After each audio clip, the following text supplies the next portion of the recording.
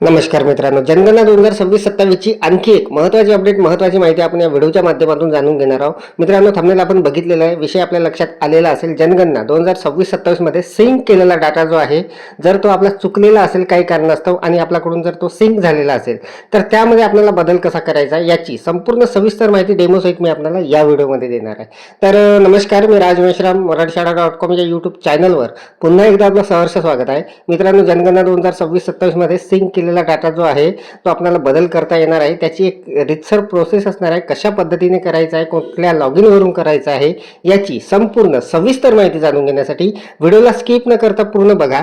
चॅनलवर जर नवीन असाल तर चॅनलला सबस्क्राईब करायला विसरू नका आणि व्हिडिओ जर आवडला तर व्हिडिओला लाईक व शेअर करा.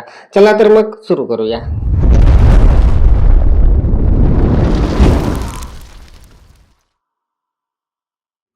तर मित्रांनो बघा, HLO हाऊस लिस्ट ॲप जे आहे यामध्ये मी क्लिक करतो. यामध्ये क्लिक केल्यानंतर अशा पद्धतीचा इंटरफेस दिसणार आहे. मित्रांनो, जेव्हा जेव्हा आपण याला उघडणार आहात तेव्हा आपल्याला याला रिफ्रेश करून घ्यायचं आहे. इथून रिफ्रेश केल्यानंतर अशा पद्धतीचा इंटरफेस आपल्यासमोर येणार आहे आणि इथे आता घरी यादी कार्य यावर आपण क्लिक करणार. यावर क्लिक केल्यानंतर हा इंटरफेस आहे, याला ठीक आहे यावर क्लिक करून आपण त्याला काढून टाकणार. आणि आता सगळ्यात महत्त्वाचा विषय, आपला जर डाटा मित्रांनो आपण सिंक केलेला आहे आणि त्यामध्ये जर काही चूक झालेली असेल तर आता आपल्याला काय करायचं आहे, किंवा तो डाटा जो आहे तो आपल्याला अचूक कसा करायचा आहे किंवा त्यामध्ये दुरुस्ती कशी करायची आहे. तर बघा, यामध्ये एक महत्त्वाची टॅब असणार आहे, आधीच सिंक केलेला डाटा संपादित करा. अशा पद्धतीची ही जी टॅब आहे, तिसरी टॅब किंवा पहिल्या ओळीमध्ये दुसरी टॅब, यावर आपण क्लिक करणार. यावर आपण क्लिक केल्यानंतर मित्रांनो आपला संपूर्ण जो डाटा आहे जो आपण सिंक केलेला आहे तो अशा पद्धतीने दिसणार आहे. जेवढी आपली जनगणना झालेली आहे, जेवढे घर आपले झालेले आहे, ते संपूर्ण अशा पद्धतीने दिसणार आहे. आणि प्रत्येक माहितीच्या समोर मित्रांनो आपल्याला इथे एक पेन्सिलचं चिन्ह दिसणार आहे. जसं बघा, ओढ क्रमांक 1, गणनाघर क्रमांक 1, इमारत 1, कुटुंब क्रमांक 1 आणि सिंक केलेले आणि त्याखाली पेन्सिलचं चिन्ह आहे. तर हे जे आहे मित्रांनो फक्त याच टॅबमध्ये आपल्याला मिळणार आहे. इथून आपल्याला याला एडिट करता येणार आहे. तर बघा, आता आपल्याला मी एक उदाहरणाखातर आपल्याला दाखवणार आहे. ओढ क्रमांक, माझं हे जे शेवटचं घर आहे, या पेन्सिलवर मी क्लिक करतो. उदाहरण म्हणून हे समजा यामधली माहिती चुकलेली आहे, तर या पेन्सिलवर मी क्लिक करतो. मित्रांनो बघा, इथे सिंक केले आहे म्हणून लिहून आहे, म्हणजे हा जो डाटा आहे हा सिंक केलेला आहे. इथून आपल्याला जर आपण परत गेलो तर सारांश पहा, यामध्ये संपूर्ण माहिती ही दिसणार आहे. त्यानंतर सिंक केले यावर जर आपण क्लिक केलं किंवा माहिती अद्ययावत करा, यामध्ये कुठलाही डाटा नाही आहे कारण आपला सिंक झालेला आहे. तर सिंक झालेला डाटा बऱ्याच आपल्या बांधवांची कमेंट्स आलेले आहे की सर सिंक झालेला डाटा आहे, परंतु आता त्यामध्ये दुरुस्ती करायची आहे. तर बघा, आधीच सिंक केलेला डाटा संपादित करा यावर आपण क्लिक करणार. इथे आल्यानंतर एक उदाहरणादाखल मी शेवटचं आता घेतो आहे माझं. इथे बघा, हा डाटा सिंक झालेला आहे. तर या पेन्सिलवर आपण क्लिक करायचं आहे.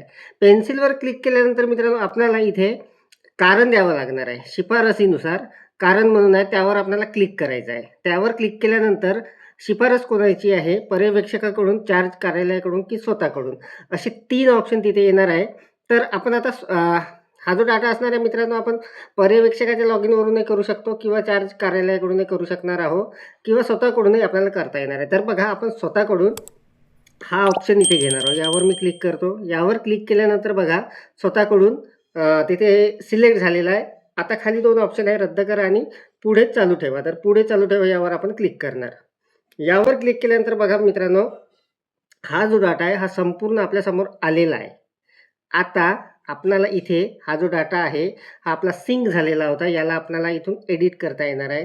समजा इथे इमारत क्रमांक चुकलेला असेल किंवा काही चुकलेलं असेल तर ते आपल्याला इथून एडिट करता येणार. तर बघा, पुढे जा.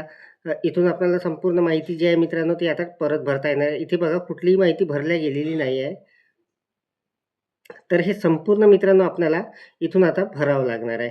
तर हा जो डाटा आहे आपल्याला अशा पद्धतीने इथून जो आहे दुरुस्त करता येणार आहे. तर बऱ्याच आपल्या बांधव आहे मित्रांनो, संपूर्ण देशामध्ये ही जी जनगणना सुरू आहे यामध्ये बरेच आपले बांधव जे आहे ते काही या ज्या अडचणी आहेत त्या त्यांना आलेल्या आहेत. तर कशा पद्धतीने आपल्याला ही दुरुस्ती वगैरे करता येणार आहे हे आपण बघितलेलं आहे. तर बघा इथे ही जी टॅब दिलेली आहे आपल्याला आधी सिंक केलेला डाटा संपादित करा.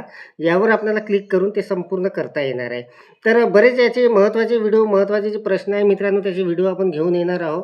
तर आजच्या या व्हिडिओमध्ये आपण सिंक केलेला डाटा आपल्याला कशा पद्धतीने त्याला एडिट करता येणार आहे याची माहिती बघितलेली आहे. अपेक्षा आहे आपल्याला ही माहिती समजलेली असेल, व्हिडिओ आवडलेला असेल. व्हिडिओ जर आवडलेला असेल तर व्हिडिओला लाईक करा, शेअर करा आणि माझ्या marathishada.com या यूट्यूब चॅनलवर जर नवीन असाल तर चॅनलला सबस्क्राईब करायला विसरू नका. पुन्हा भेटू असंच एका नवीन माहितीसह, नवीन अपडेटसह. तोपर्यंत धन्यवाद.